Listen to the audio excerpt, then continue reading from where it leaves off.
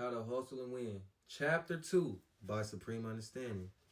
I didn't think I would ever make it to peace and happiness. Now that I have, however, I feel like I still have more to do. I'm in the streets daily, working hands on with the community. I know that sounds like a great thing, but it also means anything can happen to me at any time. I'm okay with that, but I just can't go to my grave not sharing what I learned with as many people as possible. That's what I dedicated my life to. So this book is going to help me just as much as I hope it helps you. Two parts. What's for?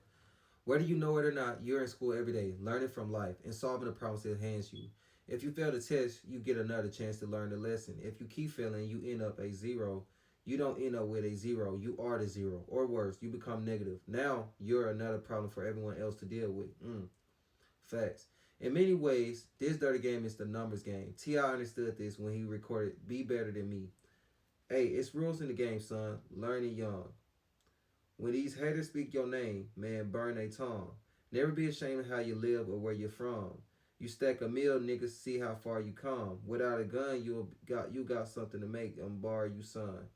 That's $1 million mine. Wow, these niggas is dumb. Yeah, they gon' get out of line, but these niggas is scum. They out of sight and out of mind till. Hold on, this is a song, y'all.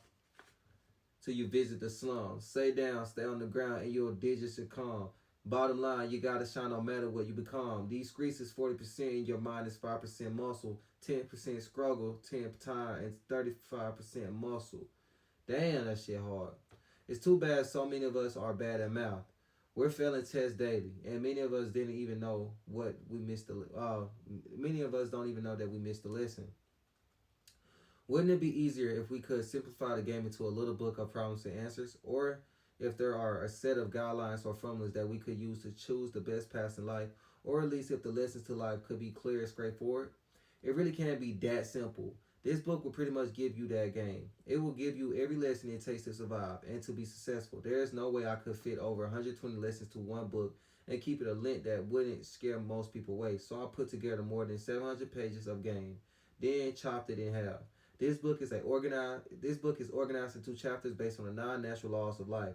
You see, life is governed by certain laws that you can't break or escape because the universe and everything in it can be described in mathematical terms. The laws themselves are mathematical. Mathematics is a language of laws that is universal, so cultures all over the world have come up with the same ideas throughout history.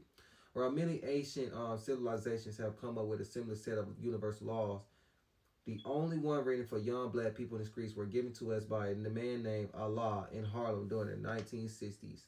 The supreme mathematics were meant to be simple so that everyone, even a child, could understand, but the principles they described were vast enough to make any scientist's head spin as well. These 9 simple concepts cover everything from the development of the physical universe to the personal growth and development of the black man himself.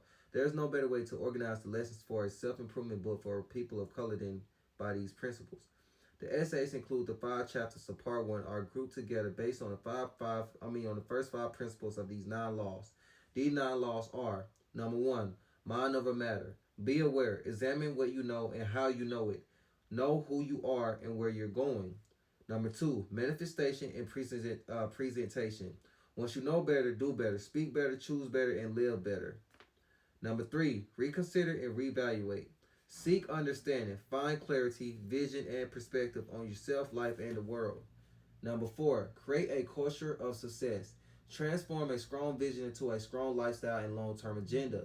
Number 5, identify your strengths.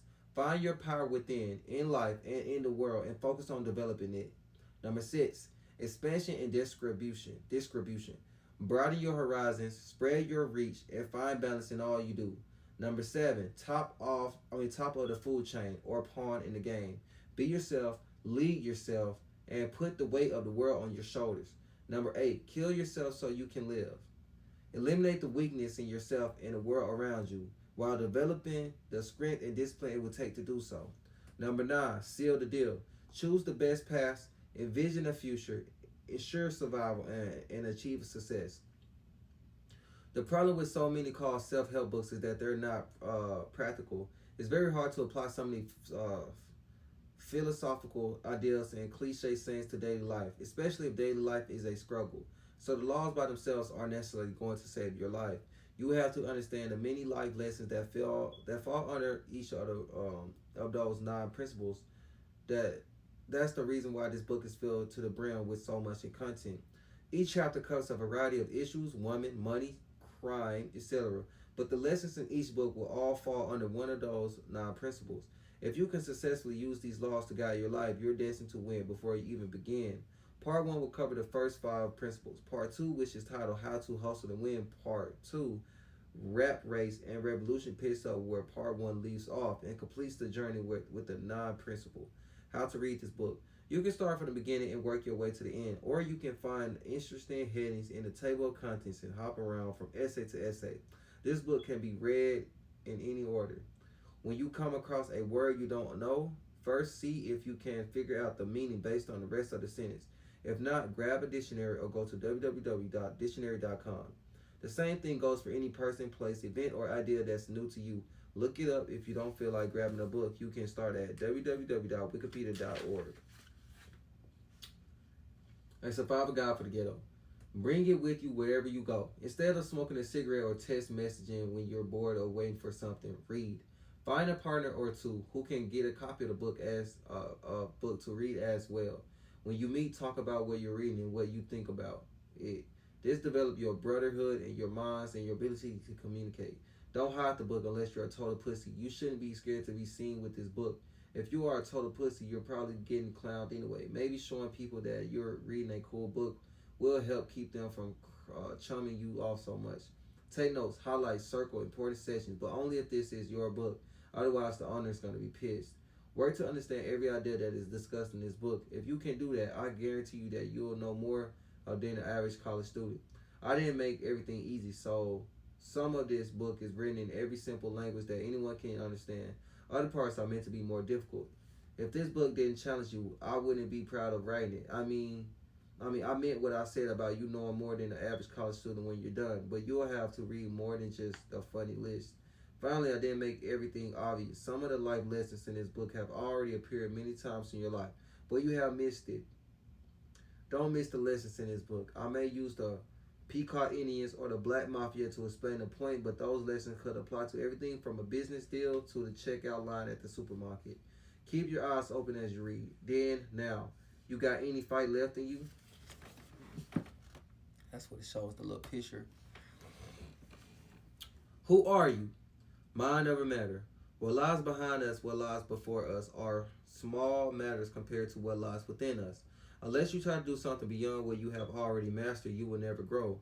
Who are you? Seriously, pretend the finest female you ever met just stopped to you and asked you that question.